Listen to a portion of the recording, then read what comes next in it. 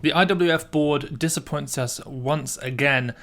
Akbar versus Ruslan Nuradinov, and a couple of unofficial world records. Hello and welcome back to this week's episode of the Weightlifting House News Show, the only weightlifting news show in the world.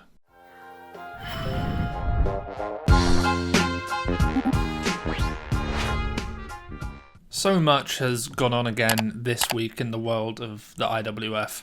And so before we start this, just a big thank you to Brian Oliver, reporter for Inside the Games.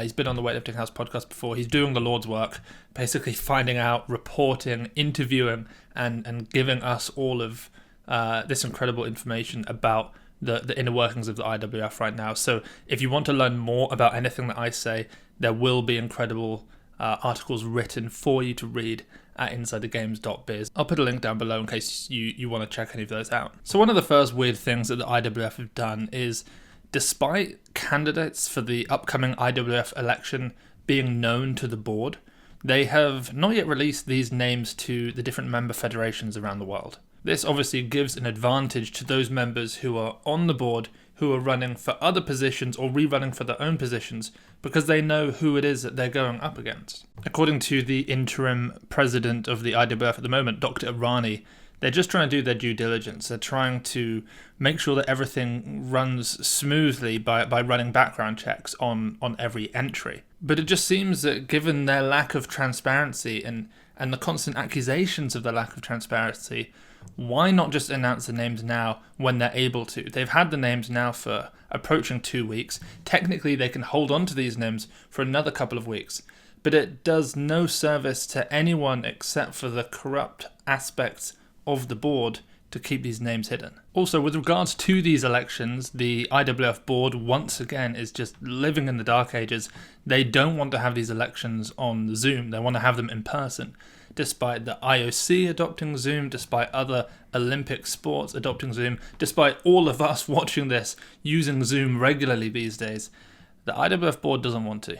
And trying to do this in person is not what the weightlifting world wants. I mean, China, Georgia, the USA, they've all come together to say, and when was the last time those three countries could unite over one thing?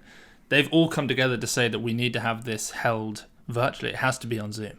Zhu Jinquao, the Chinese weightlifting president that I mentioned last week, who's going to be running for the IWF president in this upcoming elections, he said that by doing this on Zoom, it's going to help promote openness and transparency for the sport. And that's totally true.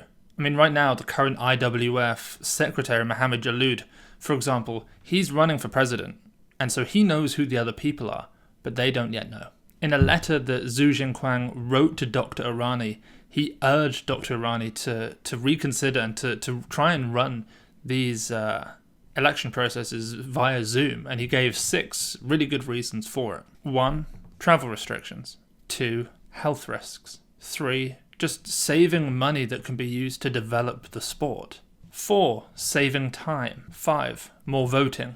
And 6, as he mentioned earlier, just for general openness. The fact that more people can go in and can watch this live on Zoom and be involved and see that nothing strange is happening. So in addition to this openness, I suppose, that Zhu has been promoting, Ursula Papandreou, the ex-interim president who was ousted a couple of months ago by the board, she's also running for the IWF president, and she's basically said that she thinks that there ought to be a certain level of vetting to all candidates who are running for president. So she believes that they need to get an external ethics committee to come in and vet all of these candidates just to make sure that there's no funny business going on.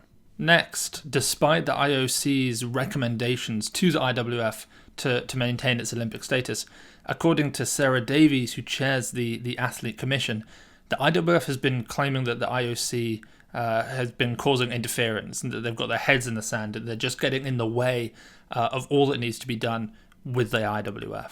Now, I'm not trying to say that the IOC is an entirely clean and ethical business because, we hear things. But right now, the IOC's recommendations for the IWF are kind of all the IWF have to go by. And so disregarding them, claiming that they are being a nuisance and causing problems for the IWF is just ridiculous. It's kind of like being handed a ladder to help you get out of a hole, but complaining that this ladder is getting in the way of you finding some other way to get out. So Sarah Davies, the chair of the Athletic Commission, mentioned online that supposedly she's being talked down to, yelled at, belittled in these meetings by the old guard of the IWF board. Supposedly her response to Paul Coffer from Australia, who seems to be playing his own game of how to destroy the Olympic status of weightlifting, left him totally speechless, which is really kind of cool to hear. So as I mentioned last week, along with these new upcoming elections, there's also a new constitution coming into place.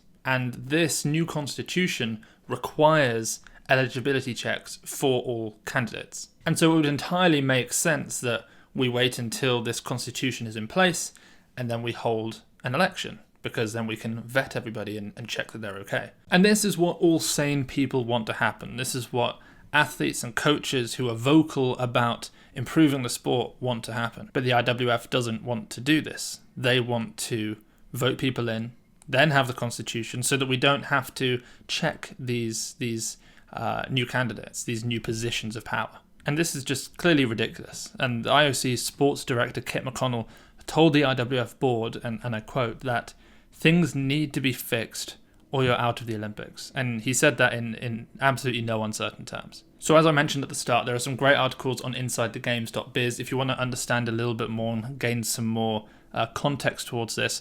Brian Oliver also just wrote a fantastic piece called "Weightlifting Has Suffered Untold Damage Under the IWF Executive Board, and Here's Why." I'll also link that down below. Okay, let's move on to some slightly cheerier content, some big lifts from around the world. We're going to kick off with Team China and Mass Strength, who posted a video of 67 kilo Liu Weijian, who hit a 190 kilo clean and jerk in a national competition. Now, this was a lift that actually happened about a week and a half ago. I had it written to go on last week's episode and for some reason forgot, but I just have to mention it. This is 2 kilos over Pak Jeonju's world record of 188, the lift that he hit to win the gold medal and the world record at the World Championships in 2019. And now this by Liu Weijian is 2 kilos over that. So 190 kilos at 67 kilos in body weight is pretty startlingly good lift. Next we have a couple of lifts posted by the page Shenzhen Weightlifting. The first is of Deng Wei, equaling her world record of 145 kilos in the clean and jerk. And she does it with apparent ease. She's always made all of her lifts look beautiful, really. Her technique is something to be emulated by everybody. And she has this way of...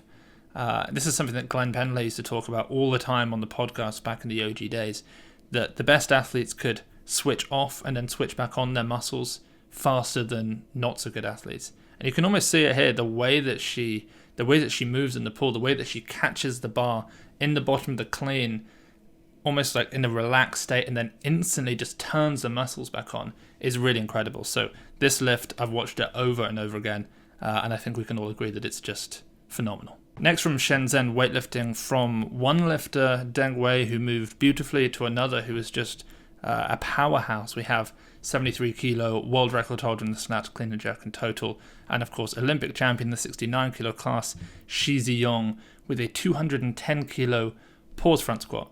And I mean, it's a pause front squat. I mean, it's almost like it's just very slow eccentric in the final couple of inches of the lift. But it's basically a pause front squat that's 45 kilos under his best front squat of 255. So it's enormous. It's over the world record. I mean, like I've said before, if you can deadlift the world record, that's decent. If you can back squat it, you're pretty strong. Front squat it, you're very strong. And if you can pause front squat it, well, pause front squat over the world record, you're exceptionally strong. Yun-Seong is exceptionally strong. The South Koreans are looking very good, so we're going to go through a few of their lifts. Lee Sang, 67 kilo weightlifter, who is looking unbelievably jacked at the moment. Hopefully there's some pictures going up, it's ridiculous. He just posted a few lifts, a 170 2+1, 2 cleans, 1 jerk.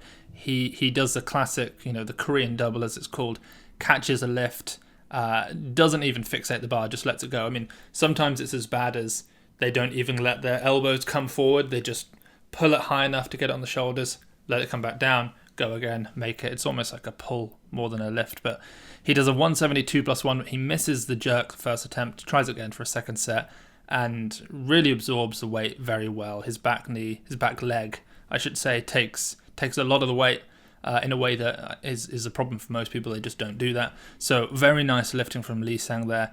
He then did a strange exercise. It was a 120 kilo snatch balance plus mini hops type thing. He called it a jump snatch balance. So essentially, for those listening who aren't watching, he performs a snatch balance, which you all know, hands out wide, bar behind the back, or behind the neck, does a snatch balance, and then as he stands up, he sort of hops. He moves his feet a little bit, just enough to, I guess, destabilize the bar position, to reinforce what it's like to meet or fixate the bar overhead. And he does this maybe 3 times. Then he stands up and lets it go. So it's just this, it's an exercise I haven't seen before. Next we have 102 kilo Yun-Seong, the gold medalist in the Snatch at the World Championships 2019 in that weight class. Last week I mentioned him hitting this 185 kilo snatch off blocks. This week, 225 kilo clean off blocks, which is the most we've seen him hit in the clean in any variation ever. So this is exciting to see. And again, I mean, as I think it was Mike Gatone said to me, the thing with South Korea is that they are sort of a country to be emulated in terms of clean weightlifting. I mean, it would seem the way they lift, their lack of positive tests, their general strength of their athletes, that they probably are a clean country and they just move perfectly, and they are a country to be emulated in that sense. And then finally from South Korea, we have a weightlifter who I spoke about ad nauseam maybe a year and a half ago. He was like the next big 73. Wong Jeongsik I'm talking about. A while ago, heading into the 2019 World Champs, he was like clean and jerking in the 90s, constantly in that 73 kilo weight class. He actually hit 195 kilos, which is his competition best, in 2018 in Ashgabat at the World Championships there. Then didn't do quite so well in 2019 in the end. And now he's just returned. He's barely posted anything over the last year, and he's posted a 200 kilo clean and jerk, 2 kilos over Shi Xiong's world record, and it looked great. And I need to watch it again, but I'm fairly sure people will comment about the oscillation on the bar. As long as you are steady under the bar and you are no longer contributing to the oscillation of the bar, you're allowed to then perform the dip and the drive of the jerk. So I need to check it again, make sure he hasn't done a Tian Tao, but I'm fairly sure it is a legal lift. So yeah, phenomenal lifting from Wong Jeongsik, and I'm really hoping he can do some exciting stuff. He still needs another meet, actually. He still needs to go to the Asian Championships, assuming they're going ahead, because he's only got totals from 2 of the 3 qualification periods. Next we have Toshiki Yamamoto, who I've been mentioning a little bit. He's got this squat race with Clarence Kennedy, and now he's involved in this very strange meta hip thrust challenge. So Toshiki, having seen the challenges in the hip thrust from Liu Jiajun, Ruslan Nuradinov, Hulk weightlifter, he decided with the help of We Lift Weights on Instagram, great page over there, that he needed to push his hip thrust. So having done 270 the week prior, he does 300 for a triple, 320 for a triple, 350 for a triple, and then in what is maybe one of the most powerful hip extensions in any movement ever, we have 370 kilos for a single, which is 7 sets of 25 kilo plates. Insane. Let's stop over very quickly to Qatar. It's Meso Hassona, 170 for a double in the snatch. Looks like he's about to go for a 3rd rep. But his coach, his dad, comes in on the side of the screen and says no and stops him. That would be easily a PR for a triple, and I think equal to the most he's ever done for a double, so that's exciting there. He then also did some of the meso cleans, the hangs, where you just let the momentum of the bar coming down from the rack position pull you down. Needs more reversal strength, I suppose. And he did 180 for a 1+3, so 1 clean, 3 hang meso style cleans. Okay, now let's head over to Uzbekistan, where I think Team Toshiki is over there filming based on the quality of these lifts. So huge shout out to Toshiki and his team.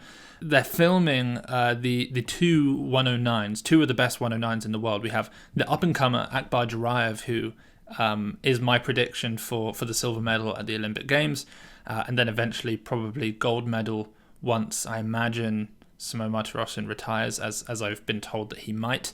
And then we have Ruslan Nuradinov, who is a bit of a veteran of the sport, has been popped, and so take whatever you want to, or take whatever I say here with a pinch of salt. He is now allowed to compete, so it's worth talking about these two. Team Toshiki filmed them both performing a double in the snatch at 180 kilos, which is just a hair over 90% of the world record. It's a huge double.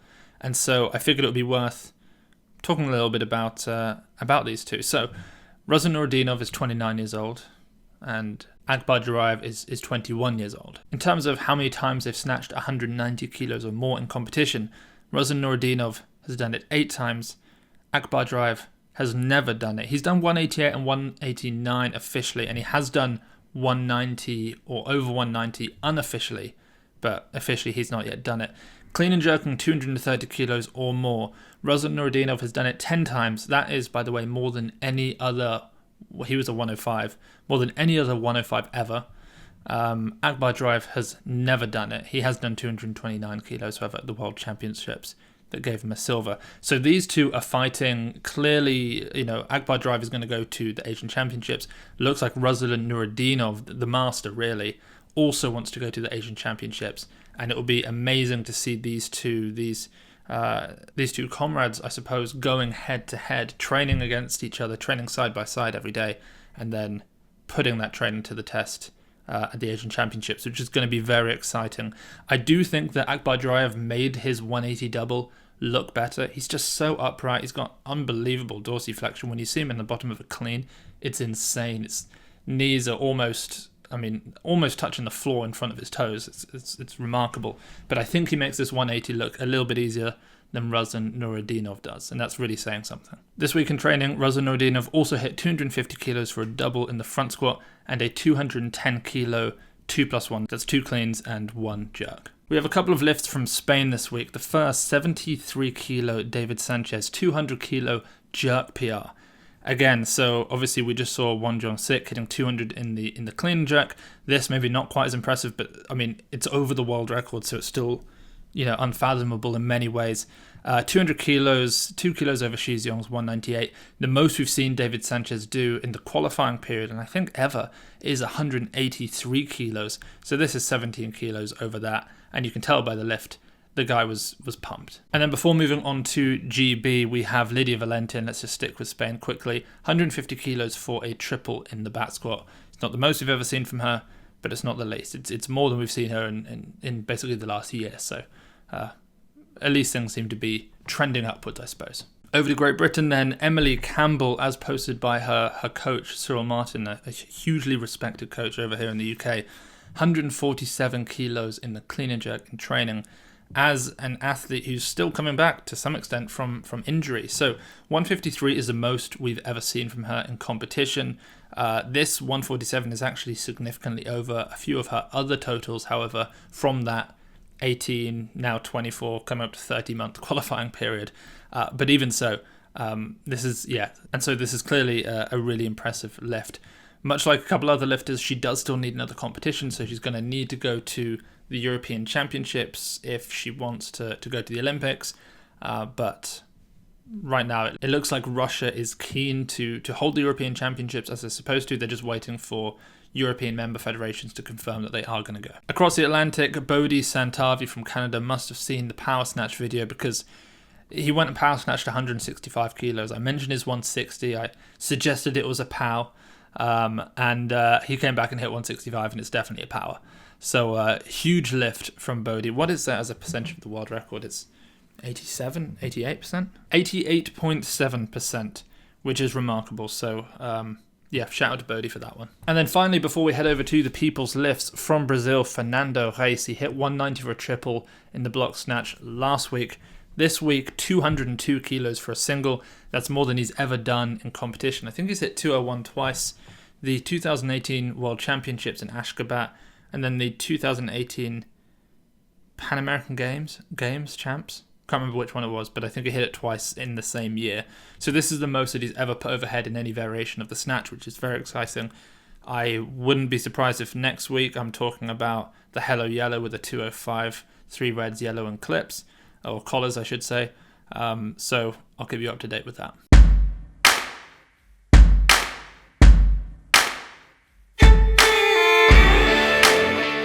And that is the end of this week's episode of the Weightlifting House News Show. But go nowhere because we still have the People's Lifts. If you want to be on the People's Lifts, use the hashtag the People's Lifts on Instagram and if your lift is sufficiently exciting, I will mention it. Before I do that, don't forget, head over to weightliftinghouse.com. We've got clothing, we've got bars, we've got plates. In fact, if you're in the UK and you need a 15 kilo bar, we've still got quite a few of those. If you're in the USA, we still have some bars and a few plates. We've also got the new Weightlifting House collars, 2.5 competition collars, which are as good as they get. So that's really exciting. So yeah, you know where to go. You know the drill. You know all of this stuff. Let's move on to the people's lifts. So the first, a lift that is actually really old, and I must have missed it, and it came up on my newsfeed, and so I wanted to go over it. Ginger underscore ninja, aka Jordan Brown, with an unbelievably fast and snappy 170 kilo clean. Didn't make the jerk, looks like he was going to pass out, but the clean itself was really nice. Lovely sound of the wooden shoes on the wooden floor. I think they're wooden shoes, I can't even remember now, but the sound is great. The sort of sound that can only be made by a nice classic pair of Adidas weightlifting shoes. So go follow Jordan Brown, ginger underscore ninja, GINJA underscore NINJA. Next, it is Jacob Mason, 26, 110 kilo snatch at 81 kilos in body weight. He's a weightlifter from Milwaukee Barbell, that's MKE Barbell on Instagram. He also recommends on his story, which I thought was quite cool, or on his story highlights on his Instagram, a few episodes of the Weightlifting House podcast as a particularly interesting episode. So go check out Jacob Mason, go give him a follow at Jacob Mason 26 and check out the podcasts that he recommends. Next we have big underscore D underscore Meech, Meech, Dimitri Albury, I think, 200 kilo jerk PR. Now, it kind of sucks that on this very episode we've spoken about Jeongsik, the 73 kilo lifter, hitting that. We've spoken about David Sanches, another 73 kilo lifter, hitting that. But you know what? David Albury is not, he's not an elite weightlifter, but 200 kilos is bloody good. I mean, that's an amazing lift, so huge shout out to Dimitri Albury for hitting that. What a milestone, what an amazing moment. His voice, his voice breaks a little bit when he yells, which just makes it all the more real because it just shows there's true emotion there. Two more to go now. We have Danny underscore bear hugs, that's DANI underscore bear hugs, with a bunch of snatches between 74 and 77 kilos. Very fast, very consistent, just over and over and over again. Great to watch. And I think almost no foot, some of them, or like the toes stay and the heels move slightly. So almost no footy, but not quite. But anyway, great consistency with those lifts. So that's over at Danny underscore bear hugs. And then finally, another lift that, again, this is late. This is actually from September, and I only just saw it somehow. And I don't think I mentioned it. It's K.Speed. It's Chris Speed, one of the more famous weightlifters over here in the UK. Great guy, and he hit 121 kilos for a kneeling squat jump. This is ridiculous. I mean, I remember doing some of these as a recommendation from, I think it was in a Verkhoshansky textbook or something like that. Trying them, I could barely even do that. Certainly couldn't do them with a bar, and he did it with 121 kilos, which goes to show, it gives reason for his name, K.Speed. It just so happens that it's his actual name, Chris Speed, but amazing 121, just truly spectacular. And it certainly deserved a mention, even if it is 5 months old now. Maybe he's doing more. Maybe he's got 130 in him. I doubt it, but I don't doubt it. I think Chris could probably do that. He's a freak. Anyway, on that note, let's wrap things up. Guys, thank you so much for tuning into this week's episode of the Weightlifting House News Show, and I will catch you all next week.